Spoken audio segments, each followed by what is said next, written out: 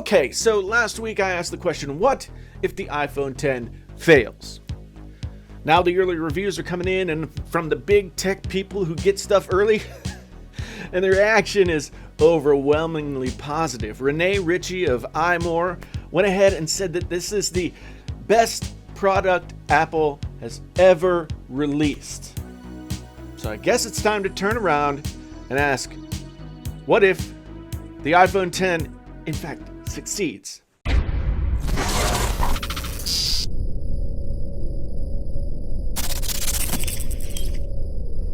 Hey folks, my name is Jason, sometimes known as the JTL. This is Painfully Honest Tech. If this is your first time here, thank you for stopping by. Consider subscribing to the channel and liking the video if anything that I say here resonates with you at all. So the pre-order date for the iPhone X has come and gone, and by all accounts, it was a huge success.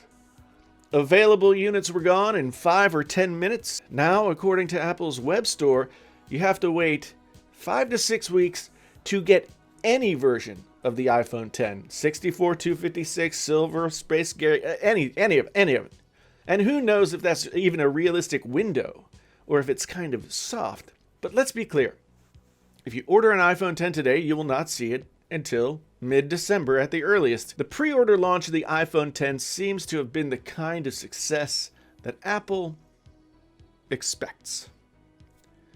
Later this week, we'll see if folks who weren't lucky enough on pre-order day line up outside their carrier's door to claim whatever slim pickings are available on launch day. As everyone knows, iPhone launches have been crazy in the past. I don't think they've been as crazy recently, but we'll see. So a bunch of tech YouTubers and tech journalists got to put up reviews of the iPhone X today, and the response was actually surprising to me. For as much negativity and doubt as the iPhone X has endured in the weeks leading up to its release, it seems that now it's almost universally loved. This is great for Apple fans. This is great for Apple in the short term. But what about in the long run? I fear a wild success for the iPhone X will be another one of those things that happens where the consumer could have helped Apple course correct and take responsibility for their lapses in product management over the last several years.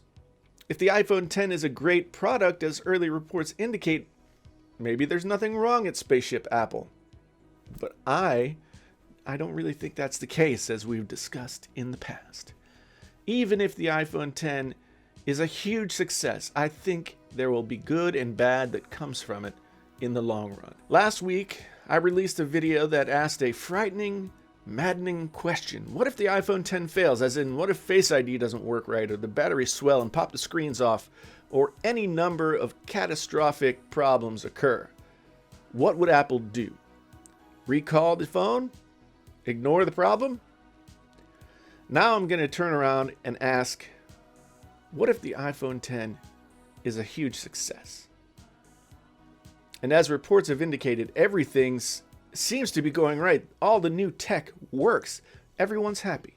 And the iPhone X ushers in a new era for the smartphone and new expectations and possibilities for everyday tech. So let's talk about it. If the iPhone is this huge success, I see 3 distinct outcomes. You can add what you think down in the comments below. Just like the iPhone 6 Plus changed the face of the iPhone landscape, being the biggest phone that they'd ever put out, and by extension kind of legitimized these larger screens as mainstream form factors for smartphones, the iPhone X will legitimize the bezel-less, buttonless design that they've gone with. And let's be clear about one thing. The iPhone X's user experience is different than any other experience on any other phone.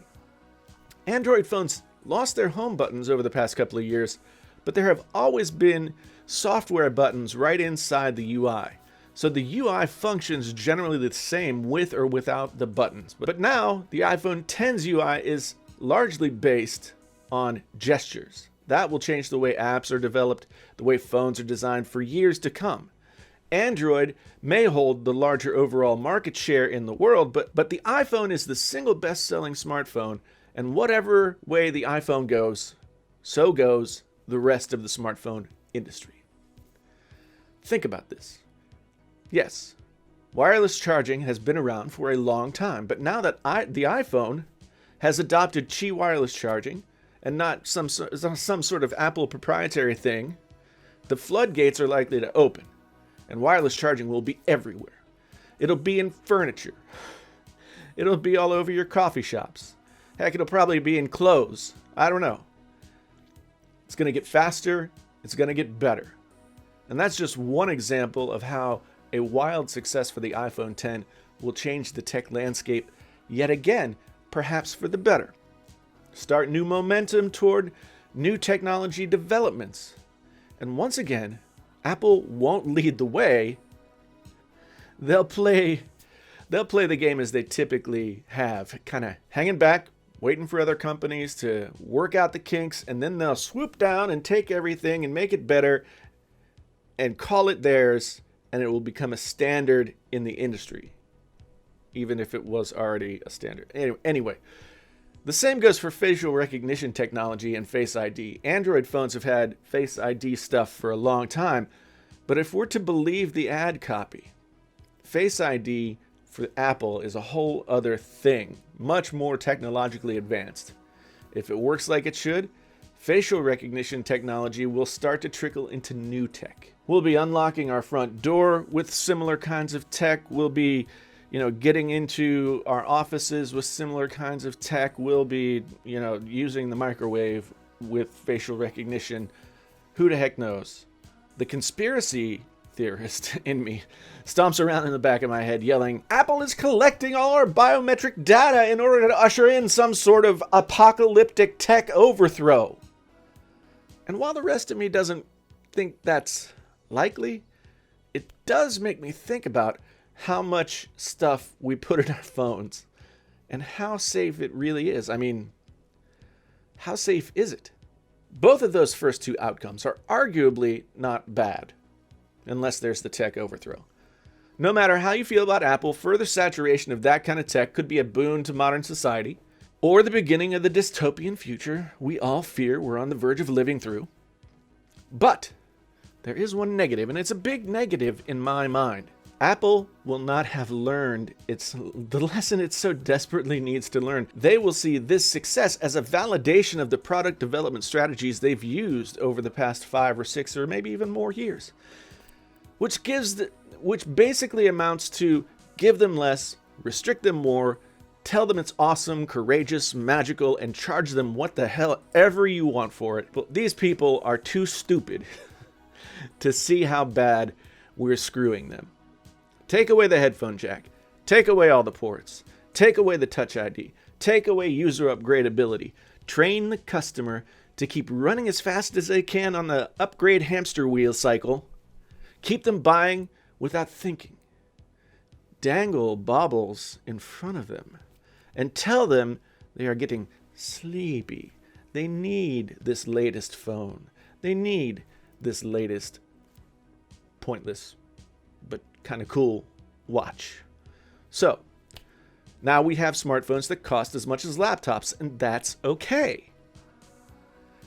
We've been trained to trade our smartphones in every year for the new model, even though the old model is perfectly good, not just adequate, but still on par with the rest of the smartphone world for how most people use their phones. The iPhone 6s, for example, is still a great phone and barely lags behind the newer models.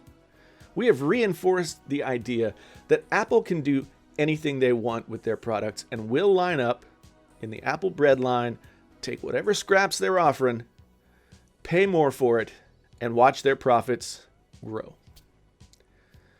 If the iPhone X failed, it might be a wake-up call to the folks in Cupertino that they've gone too far. They've gotten too far removed from the core tenets of their business, the heart of what made their products great in the first place, and that changes need to be made. But if the iPhone X is the wild success it looks like it's going to be, it's like the tech groundhog poked his head out and saw his shadow. 6 more years of ever diminishing products for ever increasing prices. In spite of myself, in spite of knowing how I'm being manipulated by the Apple ad machine. That their Steve Jobs reality distortion machine is still functional and in effect. I find myself feeling like a kid on Christmas, just wondering what kind of wonder Santa will drop at my feet this Friday. I'm genuinely excited to get the iPhone X in my hands, and everything that I see about it makes me more and more excited, which makes me really, really mad. None of that negates the criticisms that I have of the company, but I'm freaking psyched. Maybe it's not such a bad thing. Maybe it's a good thing if the iPhone X is awesome in all the ways it could be. Lord knows we could use a little good news these days. But it still makes me worry for what might still be to come. The higher Apple floats on this confectionery bubble that they've inflated for themselves, the farther they'll have to fall when it bursts. Or maybe I'm just overthinking it. Thanks for watching. I really do appreciate it. Welcome to everyone, and if you're brand new, thanks for being here.